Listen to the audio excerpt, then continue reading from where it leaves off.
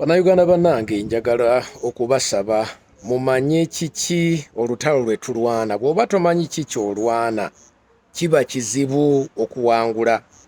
Kati ono omwana Musana Ibrahim abantu gwe mumanyi nga Pressure 24/7 alina akakwate ke mulina okumanya musobole okutegeera ani atulwanyisa. Ani alwanyisa Buganda, ani alwanyisa Namulondo ya Buganda. Njagala mumanye nti Pressure 24/7 yagobebwa, information gyenfunye nti yagobebwa mu ssomero lye, yali mu ssomero ye Mukono olw'ensonga eriyo ebisiyaga. Era omwana oyo bw'omutunuulira olaba emimwa gyonna yeekuba lipstick, yeeyisanga abo abantu betumanyi nga abaki abasiyazi. Kati oyo Pressure lwaki alwanyisa culture, lwaki alwanyisa obukulembeze bwaffe, abakulembeze baffe ab'ennono? Lwakuba munyiivu okusooka mulwadde mu bwongo, naye ate ekyokubiri alina obusungu eri ffe abaddugavu Abaganda lw'okuba tetukkiriza mize gyabwe egy'obuseegu. Kati okuvuma okuvoola kulina obbajjukiza n'abalala abafaanana nga Pressure.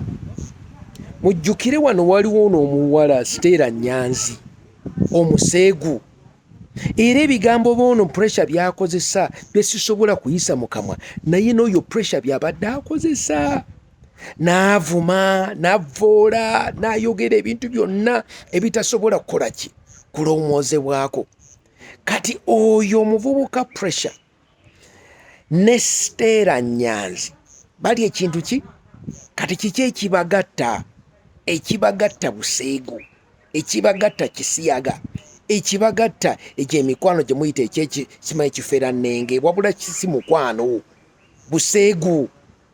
Kati era n'abalala abali mu guruupu eyo era bavuma nnyo, ekyo mukimanye, bavuma nnyo. Bala abazungu babasasula ssente. Ennaku ezo Minisita Frank Mugisha yagenda n'alaga waliwo munnayuganda era naye ayitiridde okuvuma ku internet, okuvuma ku social media, naye era nga yina endagaano n'abazungu. Kati ekintu kino njagala mumanye nti kinene.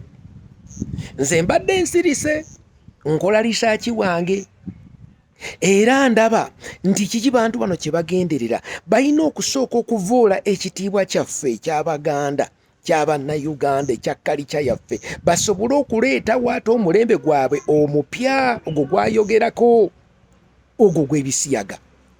Kati mwe temubeereyo ne mulowooza nti n'ekintu kye tuliko kitono. No, era omwana ono bayinza n'omutta, naye lwakuba nti nno kirungi nti Buganda yaloopye omusango n'alyoka omuvubuka akwatibwa. Kati ne bw'obeera nti n'abazungu abalala bonna banajja ne bateekayo Pressure, simanya kiki, kuba bajja kgenda, ojja kulaba nti simanya abakulembeze bano ba diplomati bajja kgendayo bamulwanirire, bubalwanirire eddembe lyabwe. Kumbe omulimu gwe baliko ku ye coordination, bali conspiracy okumenya kalica yaffe. Era tulwane nnyo, tulwane nnyo. Abantu bano balwadde ba mitwe. Oyo Stella Nyanzi yali alemedde e Makerere, laba ali luddawa. Era ono Pressure mugenda kwesanga kasita banaamunyiga Pressure bajja kusonga bamututte e Bulaaya, kubanga abayagala bamukwate. Kasita bamukwata then alyoka agende asabe nti nonsaba asylum. Bana ekintu kino kibi nnyo, bana ekibi nnyo, ekintu kye tulimu nnyo. Nze banaye mbabuulira nti tulwanirira olutalo olunene lusematalo, tulwana obuseego buno. Era nsaba mwenna abategeera muneegatteko. Abantu batulina obbabuulira tubagane nti ffe mu mpisa yaffe ey'abaddugavu tetulina kuvoola Namulondo. Mu mpisa yaffe ey'obuddugavu tetuvoola Kabaka, tetuvoola bakulembeze baffe, tetubimanyi na bimanyi.